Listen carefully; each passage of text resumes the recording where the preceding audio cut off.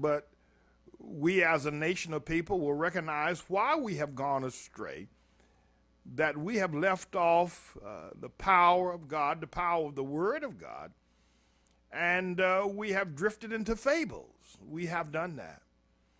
And if anyone would have told me that the race issue was that compelling in America, I would have certainly doubted, because there's no basis for it.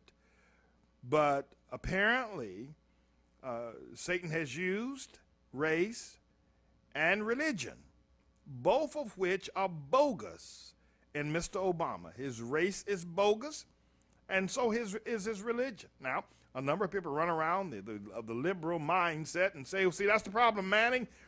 You're disqualifying someone else's race and someone else's religion based on what your limited understanding. No, I am not. I'm not. There's a far greater authority that qualifies both his race and his religion. But the problem is with him is that he has hidden and been secretive about both. If they're so grand, why don't they just come out and say it, what he is? And as our last caller elucidated on the fact that, listen, the founding fathers, and they particularly was George Washington and John Jay, who discovered that we cannot have allegiances. I mean, you hear me talk about North Carolina. Everybody on the planet knows I'm from North Carolina. Though I've been in New York for 11 years, I'm still talking about North Carolina, because those formative years that I grew up in North Carolina will never leave me. And I still have a great affection for the things North Carolina, even though they were not the best years. All right, I got a call on the line. Let me take this next caller. Hello, caller. Hello, can you hear me? Yes, I can. Oh, that's good. Pretty much, I just have a question about, why are you so against Barack Obama? I feel that, you may not like where I'm going with this, but you as an African American, I feel that you should be defending him a little bit more simply due to race. He's the first African American president, and it's just like blacks should support blacks. I mean, it sounds slightly racist in that tone, but it's just, for example, if Hillary Clinton was the first president, would you not think that more women would be supportive of her more so than how you are supportive of Barack? Well, I let me put the answer to that question in the mouth of someone who I pray that you would have great respect for, and that person would be Dr. Martin Luther King Jr., who stated, I do.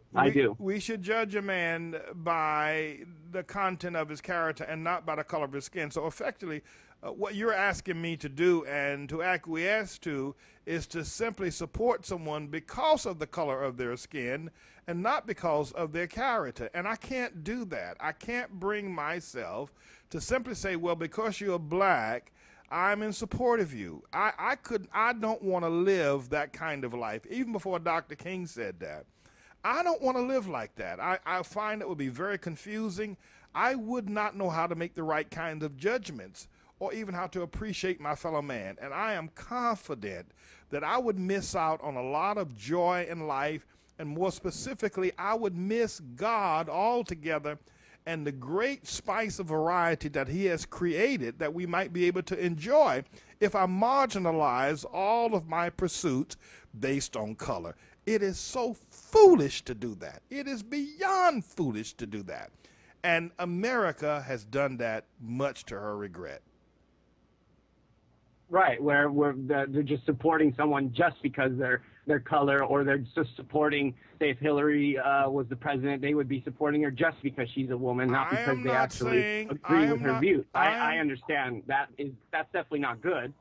That's like the classic people where they always say the tallest president was the one that was always voted in, because people are just naturally attracted to people that are good looking. Can I ask you a question?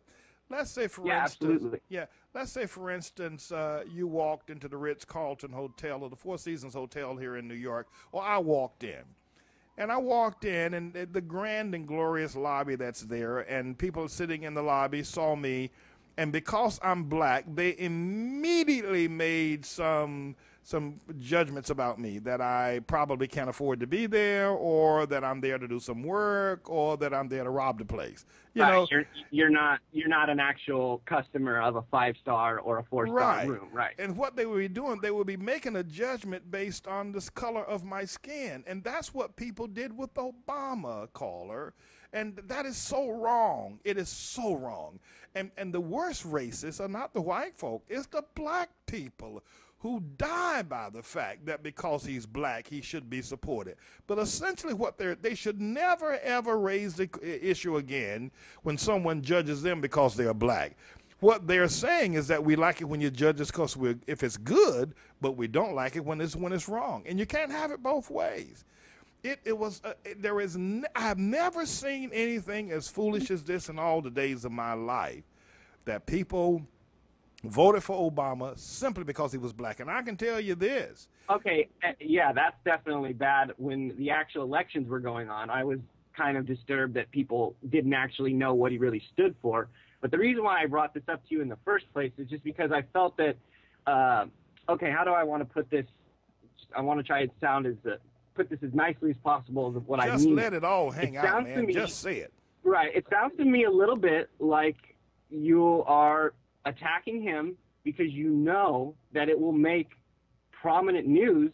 African-American pastor attacks African-American president. It's like it'll grab people's attention. I don't know. I just want to make sure that's not the case is all. Well, let me try to explain to you in the best way I possibly can. I'm seated in a church building now, just 2 blocks away from 125th Street, which is the main drag through the most famous black community on the entire planet called Harlem. I'm 3 blocks away from the Apollo Theater. This community is indigenously a black community.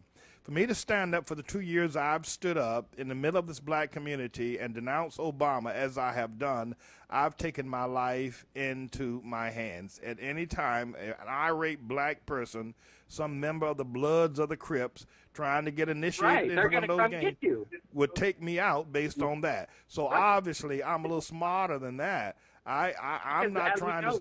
Gandhi, remember Gandhi got taken out by, the whole Hindu Muslim thing, and he was outspoken for peace as well. So, you don't want to be don't forget Malcolm X got taken out by black Muslims also. Don't forget him. Exactly. So exactly.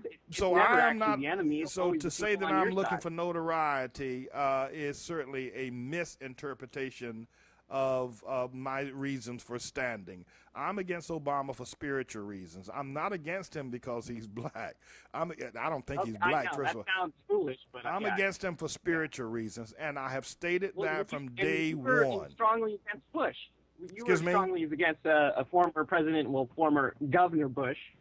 Well, I got to tell you that as a man of God, I speak at the direction of God, and certainly Bush could be as evil in terms of government practices, destruction of the nations, certainly. But there's something that Obama has that Bush or Clinton or any of the others did not have, and that's the thing. See, Obama, the caller just before you stated that Islam was in this nation prior to Obama. But Obama has done more to advance Islam and crush Christianity than Bush, Reagan, Clinton, Carter, you name it, or anybody. Obama, hear me out. Obama has done more to advance Islam than the Prophet Muhammad was able to do. And his advancing of Islam is the crushing of Christianity, and that is, I'm against him for spiritual reasons, and I've always said that. If Obama was white and Muslim and had the same father and maniacal makeup, I would be as tenaciously against him. Bush doesn't come anywhere near that, my brother. Nowhere near that. Well, yeah, he's an outspoken Christian. Yeah. Or Catholic. I'm sorry, I'm not sure if I mixed those up. But yeah, so what I'm just curious is where you got the idea that he forwarded the idea of Islam so much. And the reason why I also brought into this race thing is because And I have a quote from you, and I want to ask you to make sure it is a correct quote, because obviously things could be misquoted. You were saying that Obama is a good house Negro in a sermon, and I just, as obviously I'm Caucasian, that to me sounds like a racist thing. If I was to say something, something, something house Negro in the street, I'd imagine probably people of color would take offense to that. So I just want to know where it is that if you say that, it's okay. If someone else says that, it may not be okay. Where do you say house Negro? Well, I have to tell you that I did say that in a satirical way. Okay. I do a lot of that.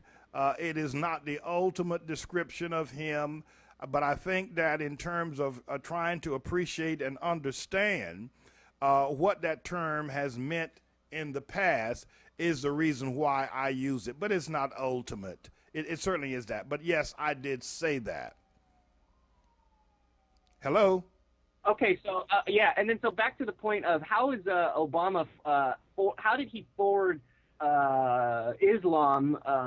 Is it just because his presence as a president of the United States who is possibly a Muslim faith? Is that how he's forwarding this? Because that's where I'm confused at. It seems like you almost are getting into like maybe this is the wrong word, but like a holy war type thing where you're trying to turn this into Christian against Muslim. And, over in India, it's Muslims versus the Hindus.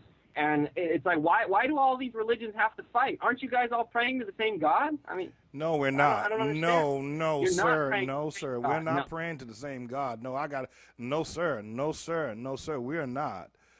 Hear, O Israel, the Lord thy God is one. Deuteronomy 6:4. Jesus says, I am the way, the truth, and the life. No man cometh unto the Father but by me. We're not all praying to the same God. That needs to be absolutely unequivocally, unmistakably, without a doubt, stomped down clear. But I think the other thing is that we have to be aware of is that, I don't know if you remember John Kennedy's wife, Jackie Kennedy. She had a dress style that was very popular. I was just a little shaver when she was in her eminence and prominence. But I remember the women talking about Jackie wears a pillbox hat. Well, I'm looking at the Anderson pillbox that my mama and my daddy used to use, and they got a headache fooling around with me.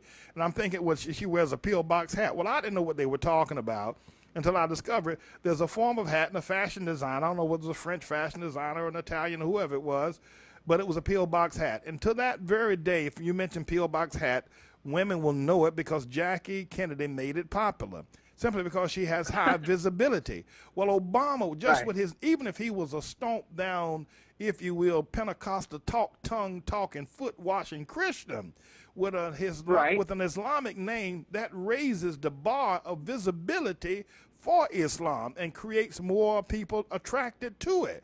To put a person with Islamic leanings, with Islamic character, with an Islamic name in the most powerful office every day, all day around the world, people are calling this man's name.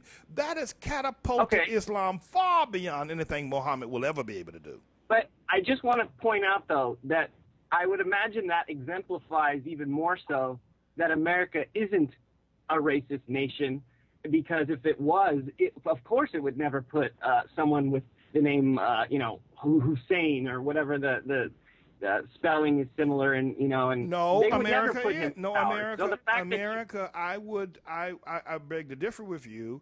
First of all, the vote that put Obama in the Oval Office was a racist vote, and the most tenacious racism came from the black side of American populace. But like, also white for people, example, like Puff Daddy, right? Like the whole push just from black the rappers. People, I remember black that. preachers, black grandmamas, black church mamas, black choir members, all black all the time. Didn't care anything about Obama's Muslim leaning. He was black. They wanted him as president. But the other thing, you had a lot of they people. didn't even look at that he's a Christian or Catholic. They didn't care. Just look at his They did skin. not care. But the other thing is that you had a lot of white guilt. There are a number of people, not guilt, and I think we need to distinguish white guilt from guilt about slavery. A number of people are of the mindset of the white guilt that voted for Obama, that they were guilty of slavery. That's not what the white guilt that people were suffering from.